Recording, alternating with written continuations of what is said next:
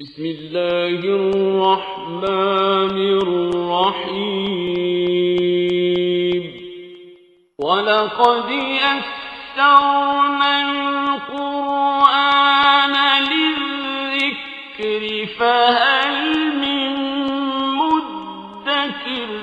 السلام علیکم ورحمۃ اللہ. الحمد للہ وکفیٰ وسلام علی عبادہ الذین اصطفیٰ. اما بعد فاعوذ باللہ من الشیطان الرجیم.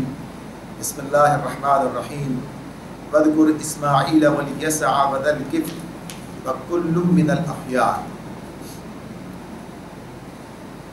سورہ صاد کی آیت نمبر 48.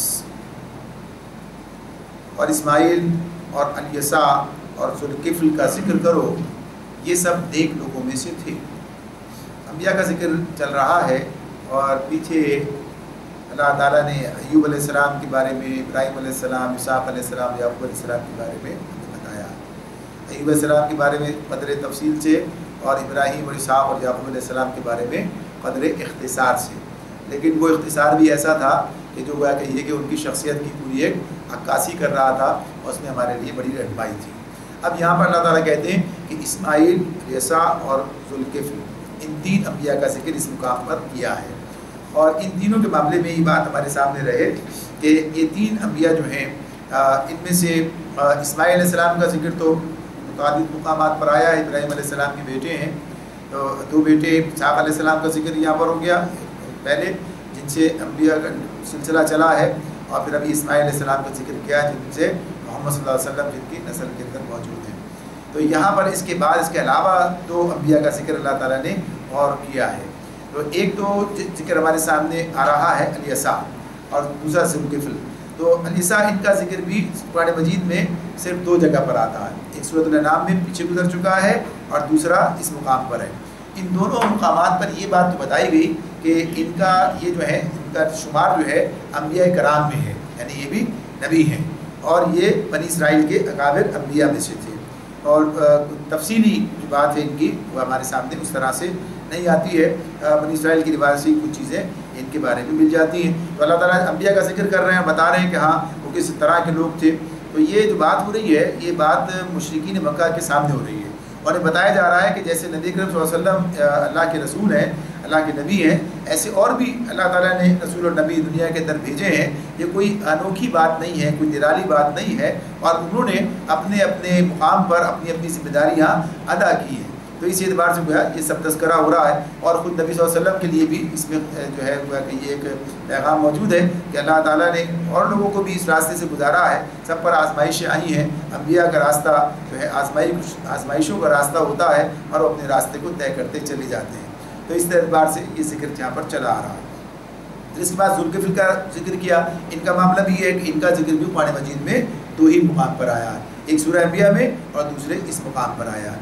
تو اس طرح اللہ تعالیٰ فرماتے ہیں کہ یہ سب کیا ہے، یہ سارے انبیاء، اور بھی مقامات پر کہا کہ سب انبیاء ایک ہی امت ہیں، یعنی ایک ہی سلسلے کے لوگ ہیں. یعنی یہ ایک کی تعریف جو ہے وہ سب کی تعریف ہے. اس اعتبار سے بتایا کہ یہ کس راستے کو اختیار کرنے والے، کس کام کو انجام دینے والے تھے. یعنی جو ذمہ داری اللہ نے ان کے سپرد کی تھی، وہ ذمہ داری ادا کرنے والے تھے. تو کیا کہا، من الاخیار، نیک لوگوں میں سے تھے. پھر آگے فرمایا ھذا ذکر وان للمتقین لحسن مآب. یہ ایک ذکر تھا، سنو کہ یہ اب سنو کہ متقی لوگوں کے لیے یقیناً بہترین ٹھکانہ ہے. یہ ایک ذکر تھا. کس کی بات ہو رہی ہے؟ ھذا ذکر کی بات کیا ہے؟ یہ کہ اس معاملے میں کہ یہ جو کچھ تمہارے سامنے انبیاء کا ذکر کیا گیا، یہ ساری باتیں تمہیں بتائی گئی ہیں. اب یہ سارے لوگ نیک لوگ تھے.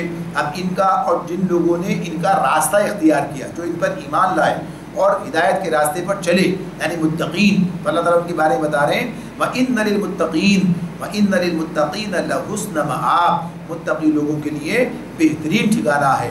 جنات عدن مفتحۃ لہم الابواب، مفتحۃ لہم الابواب. فرمایا ہمیشہ رہنے والی جنتیں جن کے دروازے ان کے لیے کھلے ہوں گے، جن کے دروازے ان کے لیے کھلے ہوں گے. قرآن مجید میں جنت کا ذکر بار بار آتا ہے، اور یہ بتایا جاتا ہے کہ جن لوگوں نے دنیا کے اندر اللہ کے راستے پر چلے، یعنی اللہ پر ایمان لائے، اس راستے پہ چلے، یقیناً مشقت بھی اس راستے کے اندر آتی ہے، آزمائشیں بھی اس راستے کے اندر آتی ہیں، اور وہ اس کے اندر پورے اترتے ہیں تو پھر انعام اللہ تعالیٰ انہیں جنت کی صورت میں عطا فرماتا ہے، اور جنت کی کیفیات بھی بیان کی جاتی ہے۔ تو یہاں پر جو کیفیت ہے اس کی جو ایک خصوصیت بیان کی کہ مفتحۃ لہم الابواب، اس کے دروازے ان کے لیے کھلے ہوں گے، جنت کے دروازے۔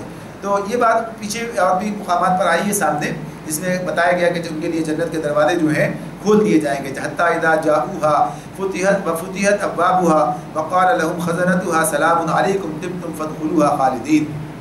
اللہ رب العالمین نے سورہ زمر آگے آ رہی ہے، اس کے اندر یہ بات بتائی ہے کہ جب وہ وہاں پہنچیں گے، یعنی جنت کے میں پہنچیں گے، اہل جنت میں داخلے کے لیے، تو اس کے دروازے پہلے ہی کھولے جا چکے ہوں گے۔ جنت کے منتظمین ان سے کہیں گے کہ السلام علیکم، خوش آمدید، ہمیشہ کے لیے اس میں داخل ہو جائیے۔ تو یہ گویا کہیے کہ ان کے لیے پہلے سے کھول دیے جائیں گے۔ تو یہ جو بات کہی ہے اس میں کہ کھلے ہوں گے، تو اس کے 3 مطلب بیان کیے گئے ہیں۔ تو یہی کہ ہر جگہ ان کے لیے آزادی ہوگی، جہاں چاہے، کوئی رکاوٹ نہیں ہے، کوئی بندش نہیں ہے، کوئی بند نہیں کیا گیا ہے۔ پھر یہ کہ کھلوانے کی ضرورت نہیں ہے، بلکہ ان کے لیے خود بخود کھول دیے جائیں گے، اس اعتبار سے۔ اور تیسری بات ہو گئی کہ جو بیان کی گئی کہ فرشتوں نے ان کے لیے کھول کر رکھا، ان کے استقبال کر رہے ہیں اس طرح سے، تو یہ اس کی خصوصیت بتائی۔ اب بھی فرمایا متکئین فیہا یدعون فیہا بفاکہۃ کثیرۃ وشراب، ان میں وہ تکیے لگائے بیٹھے ہوں گے، خوب خوب فواکہ اور مشروبات طلب کر رہے ہوں گے۔ یہاں یہ بات اللہ نے ہمیں بتائی ہے کہ پیچھے بھی ہم اس پر بات کر کے آ چکے ہیں کہ یہ جو کچھ کھانے کا معاملہ ہے یہ ان کے لیے ضرورت کا مسئلہ نہیں ہے۔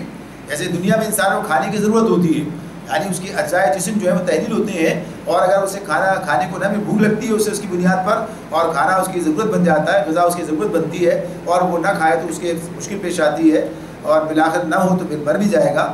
لیکن جنت کے اندر یہ تحلیل ہونے والا معاملہ نہیں ہے، جسم کے اجزاء تحلیل ہو، بلکہ وہاں پر تو یہ کھانا لذت کے لیے، تو فواکہ کا لفظ جو ہے استعمال کیا، تو یہاں بھی فواکہ کا لفظ نے فاکہہ کہہ کے استعمال کیا اللہ تعالیٰ نے۔ تو یہ خوب خوب فواکہ اور مشروبات جو ہے وہ طلب کر رہے ہوں گے، تو یہ گویا کہ یہ کہ لذت اور اس اعتبار سے بات ہے۔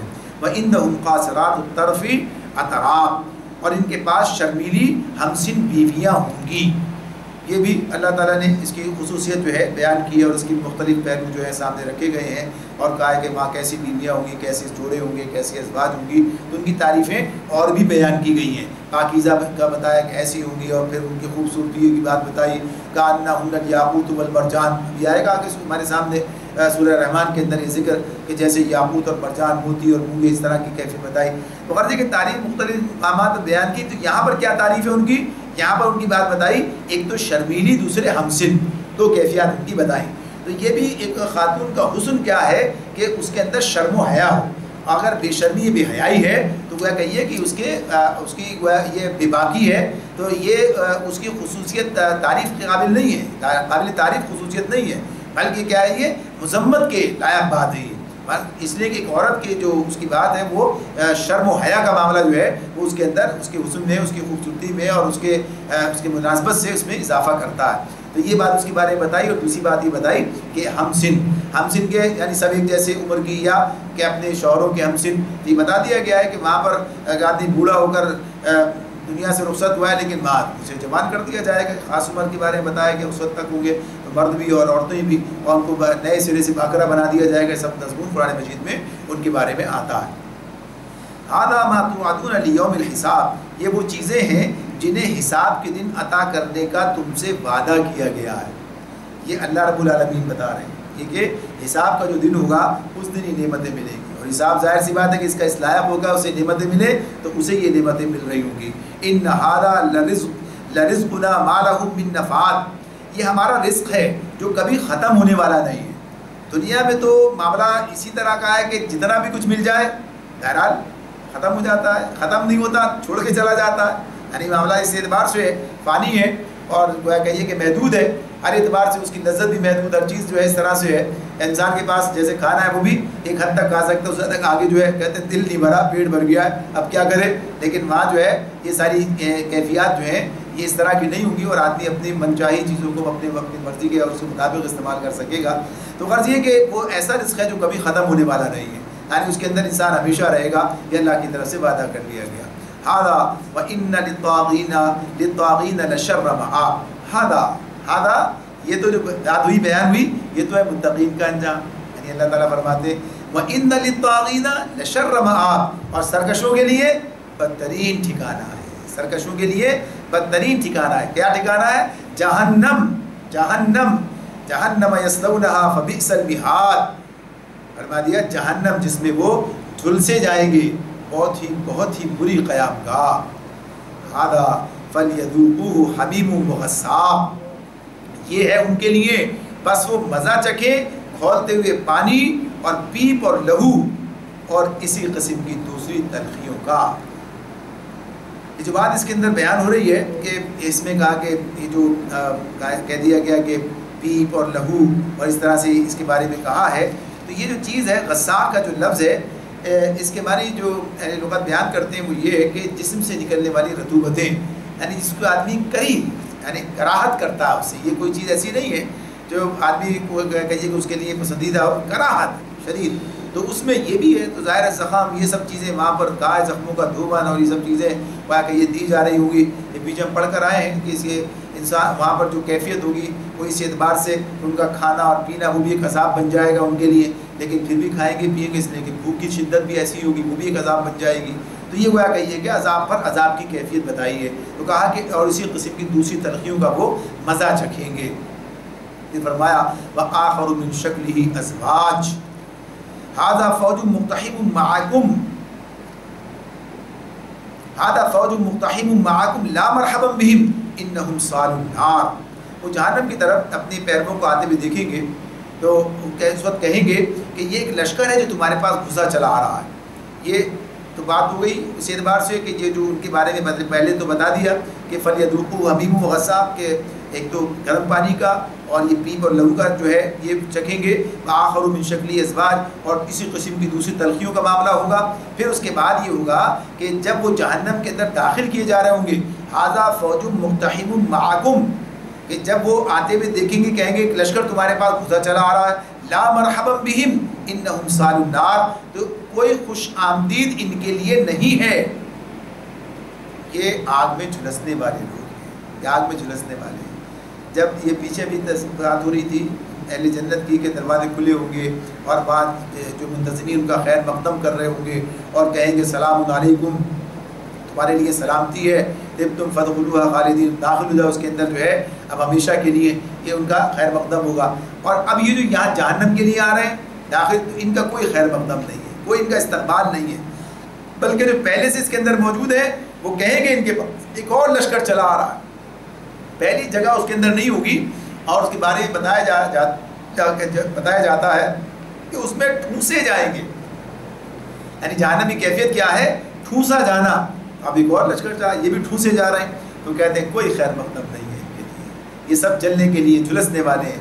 تو پھر وہ جواب دیں گے قالوا بل انتم لا مرحبا بکم, ان سے کہیں گے قالوا بل انتم لا مرحبا بکم انتم قدمتموہ لنا فبئس القرار. وہ ان سے کہیں گے کہ کوئی خیر مقدم تمہارے لیے نہیں ہے. ان کو جواب دیں گے نہیں, بلکہ تم ہی جھلسے جا رہے ہو, کوئی خیر مقدم تمہارے لیے نہیں ہے, تم ہی تو یہ انجام ہمارے آگے لائے ہو. کیسی بری ہے یہ جائے قرار. یعنی اب یہ پہلے والے اور بعد والے ان کے جو جھگڑے ہیں یہ قرآن مجید میں متعدد مقامات پر بیان کیے گئے. تو یہاں بھی اسی اعتبار سے بات ہو رہی ہے کہ یہ وہ لوگ ہیں جو ظاہر ہے کہ آگے والے تھے, اب پیچھے والے جب ان کے بعد آ رہے ہیں تو کہتے ہیں تمہاری وجہ سے تو ہمیں آج یہ دل دیکھنا پڑا ہے.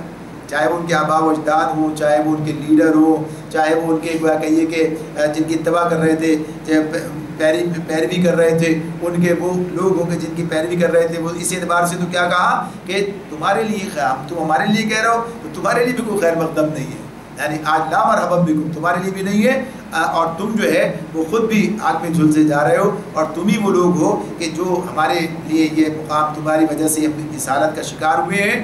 اور پھر فبئس القرار, کیسی بری ہے یہ جائے قرار. قالوا ربنا من قدم لنا ھذا فزده عذابا ضعفا فی النار.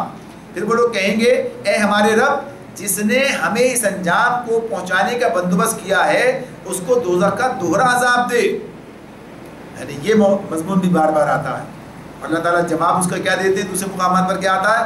دونوں کے لیے دوہرا عذاب ہے. سمجھتے نہیں یہ بات, کوئی تمہارے لیے بنا ذریعہ گمراہی کا اور کسی کے لیے تم گمراہی کا ذریعہ بن گئے, تو دونوں کے لیے دوہرا عذاب ہے. وقالوا ما لنا لا نرى رجالا كنا نعدهم من الاشرار. اور وہ آپس میں کہیں گے کیا بات ہے, ہم ان لوگوں کو کہیں نہیں دیکھتے جنہیں ہم دنیا میں برا سمجھتے تھے.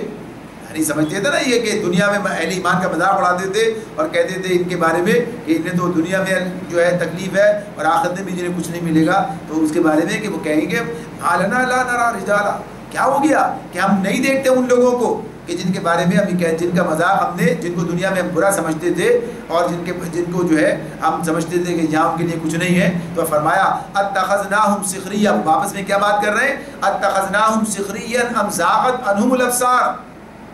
ہم لوگوں کو نہیں دیکھتے جنہیں ہم دنیا میں برا سمجھتے تھے، ہم نے یوں ہی ان کا مذاق بنا لیا تھا، یا وہ کہیں نظروں سے اوجھل ہیں. یعنی وہ یہ بات جو ہے کہہ رہے ہوں گے کہ کیا معاملہ ہے، کدھر ہے وہ لوگ، نظروں میں نظر نہیں آ رہے. تو اللہ تعالیٰ فرماتے ہیں ان ذالک لحق تخاصم اہل النار، بے شک یہ بات سچی ہے، اہل دوزخ میں یہی کچھ جھگڑے ہونے والے ہیں. یعنی اہل جہنم جو ہے وہ اس طرح کی کیفیات کا شکار ہوں گے. ایک تو ان کے لیے حسرت کا معاملہ ہوگا، آپس میں جھگڑے ہوں گے اور ایک دوسرے پر الزام لگا رہے ہوں گے، ایک دوسرے کو کوس رہے ہوں گے، ایک دوسرے کے لیے اللہ سے جو ہے کہتے ہوں گے انہیں اور زیادہ عذاب دے. یعنی یہ بات ہوگی. اور اہل ایمان کے بارے میں سوچ رہے ہوں گے کہ وہ کہاں چلے گئے، وہ تو جو کہا اللہ نے ان سے جنت کا وعدہ کہ وہ وہیں چلے گئے. قل انما انا منذر وما من الہ الا اللہ الواحد القہار. اے نبی ان سے کہو انما انا منذر، میں تو بس خبردار کر دینے والا ہوں. وما من الہ الا اللہ الواحد القہار، کوئی حقیقی معبود نہیں مگر اللہ جو یکتا ہے، سب پر غالب، واحد القہار، رب السماوات والارض وما بینہما العزیز الغفار. آسمان و زمین کا مالک اور ان ساری چیزوں کا مالک جو ان کے درمیان ہیں، زبردست اور درگزر کرنے والا. قل هو نبأ عظیم انتم عنہ موردون. ان سے کہو یہ ایک بڑی خبر ہے جس کو سن کر تم منہ پھیرتے ہو. اب یہاں جو ان 3 آیات کے اندر 4 آیات میں جو بات ہو رہی ہے، نبی اکرم صلی اللہ علیہ وسلم یہ ساری باتیں بیان کرنے کے بعد، یہ انبیاء کا ذکر، پھر یہ دوزخ اور جنت کا معاملہ، یہ سب بیان کرنے کے بعد اب ان کے سامنے یہ بات کہہ رہے ہیں، ان کے سامنے یہ بات رکھتے ہیں کہ دیکھو، غور کرو، سوچو. جو بات پہلے شروع میں کی گئی تھی، ان سے بتایا گیا تھا، تو وہی بات اب دوبارہ کہی جا رہی ہے کہ تم جو بات سننے کے لیے کہا تھا نا، یہ جو قرآن ہے یہ نصیحت بھرا قرآن ہے اور یہ سننے کے لیے تیار نہیں ہے، اور یہ کہتے ہیں اسی پر کیوں اترا، یہ جو ہے ذکر نازل کر دیا گیا، کسی اور پر کیوں نہیں اترا، اب تک تو ہم نے دیکھا نہیں کہ کوئی انسان جو ہے وہ جو ہے نذیر بن کر آئے. تو یہ ہوا ان کے جو اعتراضات. تو کہا کہ بات تو یہی ہے، معاملہ تو یہی ہے. میرا جو معاملہ ہے، میرا جو مقام وہ کیا ہے کہ میں تو منذر ہوں، خبردار کر دینے والا ہوں. میرا کام انذار کرنا ہے، وہ میں کر رہا ہوں. اور میں تمہیں خبر دے رہا ہوں کہ اللہ ہی معبود حقیقی ہے، اس کے سوا کوئی الہ نہیں ہے، وہ یکتا ہے، اکیلا ہے، سب پر غالب، آسمانوں اور زمین کا مالک اور ان ساری چیزوں کا مالک جو ان کے درمیان ہے، زبردست اور درگزر کرنے والا. ان سے کہو یہ ایک بڑی خبر ہے، اس کو سن کر تم پھیرتے ہو. تو گیا یہاں جو بات بتائی جا رہی وہ یہ کہ تم کہتے تھے کہ اس نے جو ہے سارے کو چڑھ، اتنے سارے سب کو جو ایک اللہ بنا ڈالا، ایک ہی الہ واحد، یہ کیسے ہو سکتا ہے؟ تو بتایا یہ جا رہا ہے کہ معبود حقیقی صرف ایک اللہ ہی ہے، کیونکہ وہ سب پر غالب ہے، زمین و آسمان کا مالک ہے، کائنات کی ہر چیز اس کی ملک ہے. اس کے ماں سوا کائنات میں جن ہستیوں کو تم نے معبود بنا رکھا ہے، ان میں سے کوئی ہستی بھی ایسی نہیں جو اللہ سے مغلوب اور اس کی مملوک نہ ہو. سب اللہ غالب ہے، سب مغلوب ہے، اور اللہ سب کا مالک ہے، سب مملوک ہے. تو اس اعتبار سے سارے کا معاملہ یہ، تو یہ مغلوب اور مملوک ہستیاں اس غالب اور مالک کے ساتھ خدائی میں شریک کیسے ہو سکتی ہیں؟ کس بنیاد پر تم انہیں معبود قرار دے رہے ہو؟ تو یہ گویا دلیل بھی ساتھ ساتھ جو ہے وہ دے دی گئی اور بتا دیا گیا کہ یہ تمہارا معاملہ ہے وہ اسی طرح کا ہے کہ تم یہ سب باتیں سوچ رہے ہو، کہتے ہو، کوئی بنیاد نہیں ہے. اللہ ہی واحد الہ واحد ہے اور میں تمہیں اس کی خبر دے رہا ہوں. ما کان لی من علم بالملأ الاعلی اذ یختصمون. ان سے کہو مجھے اس وقت کی کوئی خبر نہ تھی جب ملائے اعلیٰ میں جھگڑا ہو رہا تھا. ان یوحى الی الا انما انا نذیر مبین. مجھ کو تو وحی کے ذریعے سے یہ باتیں صرف اس لیے بتائی جاتی ہیں کہ میں کھلا کھلا خبردار کرنے والا ہوں. یعنی پچھلی باتیں جو ہوئی وہ بھی، آگے جو باتیں بیان کی جا رہی ہیں سب کیا ہیں، یہ کہاں سے میرے پاس یہ سورس کیا ہے ساری معلومات کی، کہاں سے یہ باتیں آ رہی ہیں اور کیوں مجھے یہ سب باتیں بتائی جا رہی ہیں. باتیں یہ مجھے اللہ تعالیٰ کی طرف سے بتائی جا رہی ہیں اور بتائی اس لیے جا رہی ہیں تاکہ میں ان کے ذریعے تمہیں خبردار کروں. چونکہ میں منذر ہوں، انذار کرنا میرا کام ہے، خبردار کرنا اور تمہیں جو ہے بتانا میرا کام ہے، تو میں ہوشیار کرنا، تو اس کے لیے مجھے یہ علم عطا کیا جا رہا ہے اور میں اس کے ذریعے سے یہ کام کر رہا ہوں۔ تو اس اعتبار سے یہ میری اس حیثیت کو تم سمجھو اور اسے قبول کرو اور میری بات کو تسلیم کرو، اور جو ہے میں تمہیں نصیحت کر رہا ہوں اس نصیحت کو قبول کرو۔ تو یہ بات جو کہی جا رہی ہے۔ اب اس کے بعد پھر ہوئی اسی وحی کا، اسی علم کا ذریعہ جو اس کے بارے میں بات بتائی جا رہی ہے۔ اذ قال ربک للملائکۃ انی خالق بشرا من طین، جب تیرے رب نے فرشتوں سے کہا میں مٹی سے ایک بشر بنانے والا ہوں، میں مٹی سے ایک بشر بنانے والا ہوں۔ اب یہ جو کہا تھا نا یہ ما کان لی من علم بالملأ الاعلی اذ یختصمون، مجھے اس وقت کی کوئی خبر نہ تھی جب ملائے اعلیٰ میں جھگڑا ہو رہا تھا۔ یعنی جو ملائے اعلیٰ یہاں سے مراد کیا فرشتے ہیں، کہ جب یہ گفتگو ہو رہی تھی، بات چیت ہو رہی تھی، یہ معاملہ چل رہا تھا، تو اس وقت کے بارے میں بات ہو رہی ہے کہ یہ مجھے کیسے خبر ملی ہے، اللہ تعالیٰ نے بتائی ہے۔ تو اس وقت کا، اس موقع کا، اس واقعے کا ذکر کیا جا رہا ہے کہ جب اللہ تعالیٰ نے آدم کو بنانے کا فیصلہ کیا، بتایا، یہ متعدد مقامات پر اس تفصیل گزری ہے، تو کہیں اختصار کے ساتھ کہیں ایک پہلو کہیں دوسرا پہلو بیان ہو رہا ہے۔ یہاں بھی اس کے بارے میں بتایا کہ یہ جو ہے کہ جب اللہ نے کہا کہ میں مٹی سے ایک بشر جو ہے وہ بنانے والا ہوں، تو یہ بشر کا معاملہ کیا ہے؟ بشر اسے کہتے ہیں کہ جو بغیر کسی یعنی اس کے اوپر کوئی چھلکا یا کوئی اس کے حوالے سے یعنی کوئی دوسری چیز سے ڈھکا نہ گیا ہو۔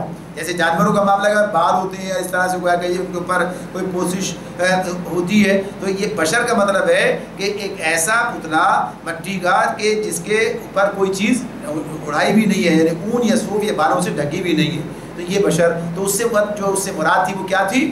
ایک ایسا پتلا بنانے والا ہوں۔ بعد میں یہ لفظ انسان کے لیے استعمال ہونے لگا، اب یہ انسان کے لیے بشر جو ہے وہ انسان ہے۔ تو بتایا کہ یہ میں جو ہے ایک بشر بنانے والا ہوں۔ پھر فرمایا فَإِذَا سَوَّيْتُهُ وَنَفَخْتُ فِيهِ مِن رُوحِي فَقَعُوا لَهُ سَاجِدِينَ، پھر جب میں اسے پوری طرح بنا دوں اور اس میں اپنی روح پھونک دوں تو تم اس کے آگے سجدے میں گر جاؤ۔ اب آپ دیکھیے کہ یہ جو بات ہے یہاں پر اس طرح سے بیان کیا کہ جب میں اسے بنا دوں اور اس کے اندر اپنی روح سے پھونک دوں تو تم اس کے آگے سجدے میں گر جاؤ۔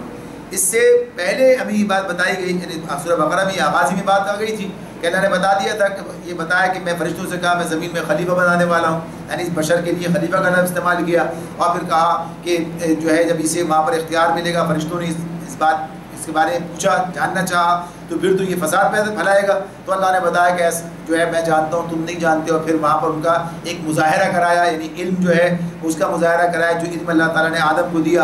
وَعَلَّمَ آدَمَ الْأَسْمَاءَ كُلَّهَا ثُمَّ عَرَضَهُمْ عَلَى الْمَلَائِكَةِ فَقَالَ أَنبِئُونِي بِأَسْمَاءِ هَؤُلَاءِ إِن كُنتُمْ صَادِقِينَ، سب مضمون گزر چکا ہے۔ پھر اس کے بعد حکم دیا کہ سجدہ کرو۔ اب اللہ نے یہاں سب کو سمیٹ کر ایک ہی جملے میں ختم کر دیا، جب میں بنا لوں اور اسے پھونک دوں تو تم سجدے میں گر جانا، یعنی معاملہ طے تھا اللہ تعالیٰ کی طرف سے۔ اس طرح سے گویا کہیے کہ فرشتوں کو تابع کرنا تھا کہ جو کام کرنا چاہیں گے، یعنی عالم دنیا میں اس کے جو ہے یہ سارے انسان کرنا چاہیں گے تو فرشتے وہ تو معاون ہوں گے، حساب کتاب اللہ کے پاس ہوگا، معاملات ادھر دیکھے جائیں گے۔ تو یہ بات یہاں بتائی کہ یہ ہم نے جو ہے اس طرح سے آدم کو تخلیق کیا اور فرشتوں سے ہی کہا فَسَجَدَ الْمَلَائِكَةُ كُلُّهُمْ أَجْمَعُونَ، اس حکم کے مطابق فرشتے سب کے سب سجدے میں گر گئے، الا ابلیس، سوائے ابلیس کے، استکبر وکان من الکافرین، ابلیس نے اپنی بڑائی کا گھمنڈ کیا اور کافروں میں سے ہو گیا، یعنی اس نے سجدہ نہیں کیا، اور کیا ہوا؟ الا ابلیس، ابلیس کے سوا، استکبر وکان من الکافرین، مگر ابلیس نے اپنی بڑائی کا گھمنڈ کیا اور کافروں میں سے ہو گیا۔ قال یا ابلیس ما منعک ان تسجد لما خلقت بیدی استکبرت ام کنت من العالین، یہ سارا مضمون بار بار آیا ہمارے سامنے۔ تو یہاں پر اللہ تعالیٰ پھر کہتے ہیں اسے کہ اے ابلیس، یہاں انسان کے شرف کا بھی ایک معاملہ سامنے آ رہا ہے۔ قال یا ابلیس ما منعک ان تسجد لما خلقت بیدی، اللہ تعالیٰ فرما رہے ہیں کہ اے ابلیس تجھے کیا چیز اس کو سجدہ کرنے سے مانے ہوئی جسے میں نے اپنے دونوں ہاتھوں سے بنایا ہے۔ اللہ کے وہ ہاتھ تو اس طرح تو نہیں ہے کہ اللہ کے دو ہاتھ ہیں، اللہ نے دونوں ہاتھوں سے بنایا ہے، بلکہ مراد کیا ہے کہ یہ جو کہا کہ انسانی شرف کو جو ہے اس کی پر دلالت کرنے کے لیے اللہ تعالیٰ نے یہ الفاظ استعمال کیے کہ اللہ نے خود یعنی اہتمام سے انسان کو بنایا، یا افضل و اشرف کام تھا، یہ میں نے خود بنایا، اس کو شرف بخشا اللہ تعالیٰ نے۔ اس طرح سے یہ بات ہے یہ تو کہا کہ استکبرت ام کنت من العالین، تو کیا اللہ تعالیٰ تو بڑا بن رہا ہے یا تو ہے ہی کچھ اونچے درجے کی ہستیوں میں سے، یعنی کیا وجہ ہے کہ تو نے سجدہ نہیں کیا؟ اس آدم کو جسے میں نے اپنے ہاتھوں سے بنایا، یعنی اسے شرف بخشا، اور پھر میں نے حکم دیا کہ تو اسے سجدہ کر، تو اصل تو اللہ کا حکم ہے کہ اللہ کے حکم کی تعمیل اسے کرنی تھی۔ تو اس نے جواب دیا قال انا خیر منہ خلقتنی من نار وخلقتہ من طین۔ سورہ اعراف میں بھی مضمون گزر چکا اس کا جواب۔ اس نے جواب دیا میں اس سے بہتر ہوں، آپ نے مجھے آگ سے پیدا کیا ہے اور اس کو مٹی سے، یعنی مادہ تخلیق کو وہ شرف کی بنیاد بنا رہا ہے، یہ بے وقوفی کی بات کرتا ہے۔ قال فخرج منها فانك رجیم، فرمایا اچھا تو یہاں سے نکل جا، تو مردود ہے، رجیم ہے، مردود ہے۔ رجیم کا مطلب کیا ہوتا ہے؟ پھینکا ہوا یا مارا ہوا، اور اسی کی تفصیل ماں سورہ اعراف کی جو بات ہے ماں پر آئی تھی نا، فخرج انک من الصاغرین، بس تو نکل جا، تو ذلیل ہستیوں میں سے، یعنی جس جو اپنے آپ کو جنہوں نے خود چھوٹا بنا لیا۔ تو اس اعتبار سے اسے مقام عزت سے گرا دیا گیا، وہ ذلیل و خوار کر کے رکھ دیا گیا۔ اور رجیم کا مطلب تو کہا کہ اب تو یہاں سے شیطان رجیم، تو کہا کہ فخرج منها فانک رجیم، اچھا تو یہاں سے نکل جا، تو مردود ہے۔ وان علیک لعنتی الی یوم الدین، اور تیرے اوپر یوم الجزا تک میری لعنت ہے، یوم الجزا تک میری لعنت ہے۔ قال رب فانظرنی الی یوم یبعثون، وہ بولا یعنی شیطان بولا اللہ تعالیٰ سے اے میرے رب، قال فانک من المنذرین، تو شیطان نے کہا کہ یہ بات ہے تو پھر مجھے اس وقت تک کے لیے مہلت دے جبکہ یہ لوگ اٹھائے جائیں گے۔ قال رب فانظرنی الی یوم یبعثون، آیت کیا تھی؟ واپس پلٹیے، بات رہ گئی پیچھے۔ قال رب فانظرنی الی یوم یبعثون، شیطان نے کہا، ابلیس نے کہا کہ اے میرے رب فانظرنی، مجھے مہلت دے دے، الی یوم یبعثون، اس دن تک کے لیے جب یہ دوبارہ اٹھائے جائیں گے، یعنی حشر تک کے مانگ رہا ہے مہلت۔ تو اللہ تعالیٰ کیا فرماتے ہیں؟ قال فإنک من المنذرین الی یوم الوقت المعلوم، اچھا تو تجھے اس روز تک کی مہلت ہے جس کا وقت مجھے معلوم ہے، یعنی یوم حشر تک کے لیے نہیں دی جا رہی ہے، کب تک ہے اس کا وقت مجھے معلوم ہے، یعنی جب تک تجھے دنیا ہے اس وقت تک کے لیے مہلت دی جا رہی ہے، باقی جب سب مریں گے تو یہ بھی مرے گا، یعنی بات جو ہے اس حوالے سے کہ یہ نہیں رہے گا زندہ کہ اس کو مہلت ملی ہوئی ہے، پھر ماں دوبارہ حشر کے دن جو اٹھایا جائے گا۔ فرما دیا قال فبعزتک لأغوینہم اجمعین، تو شیطان نے کیا کہا؟ تیری عزت کی قسم، اللہ کی قسم کہا کہ کہتا ہے فبعزتک، اے تیری عزت کی قسم، لأغوینہم اجمعین، میں ان سب لوگوں کو بہکا کر رہوں گا، الا عبادک منہم المخلصین، بجز تیرے ان بندوں کے جنہیں تو نے خالص کر لیا ہے، جنہیں تو نے خالص کر لیا ہے، یعنی مطلب کیا خالص کر لیا؟ ان پر میرا بس نہیں چلے گا، ان کو میں بہکاؤں گا تو سب کو، کہا نا اجمعین سب کو، لیکن وہ بچ جائیں گے مجھ سے۔ قال فالحق والحق اقول، اللہ نے فرمایا تو حق یہ ہے اور میں حق ہی کہا کرتا ہوں کہ کیا لأملأن جہنم منک وممن تبعک منہم اجمعین، کہ میں جہنم کو تجھ سے اور ان سب لوگوں سے بھر دوں گا جو ان انسانوں میں سے تیری پیروی کریں گے۔ قرآن مجید میں یہ مضمون بار بار بیان ہوا ہے، بار بار بیان ہوا ہے اور بتایا گیا ہے کہ شیطان تمہارا دشمن ہے اور اس طریقے سے وہ تمہیں برباد کر دینا چاہتا ہے، تمہیں جو ہے اس طرح سے گویا کہیے کہ جہنم تک لے جانا چاہتا ہے۔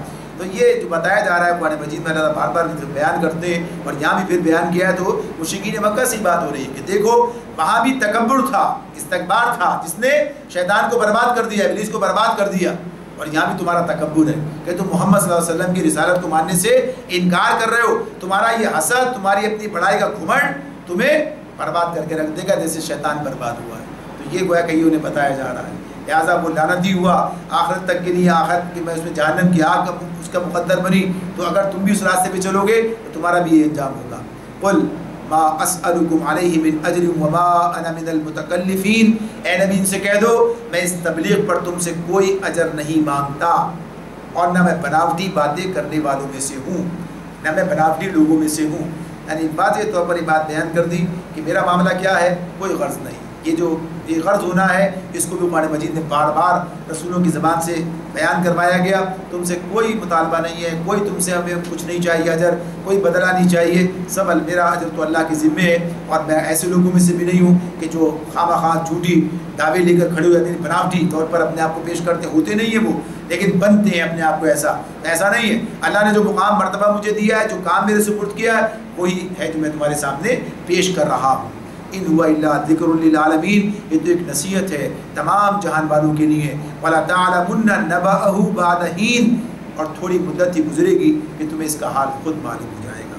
یعنی یہ قرآن جو ہے یہ کیا ہے، یہ ایک نصیحت ہے تمام جہان والوں کے لیے، اور بس تھوڑا ہی وقت تعالیٰ چاہتا ہے کہ تمہاری مہلت مدت ختم ہونے والی ہے اور سب لوگ جان لیں گے کہ حقیقت کیا تھی. ادھر آنکھ مجی اور ادھر معاملہ سامنے آ گیا کہ حقیقت کیا تھی. تو اس اعتبار سے اللہ رب العالمین یہ ساری بات ہمارے سامنے رکھ دیتے ہیں. الحمدللہ سورہ صاد مکمل ہو جاتی ہے اس آیت پر. اللہ رب العالمین ہمیں سمجھنے اور عمل کرنے کی توفیق عطا فرمائے.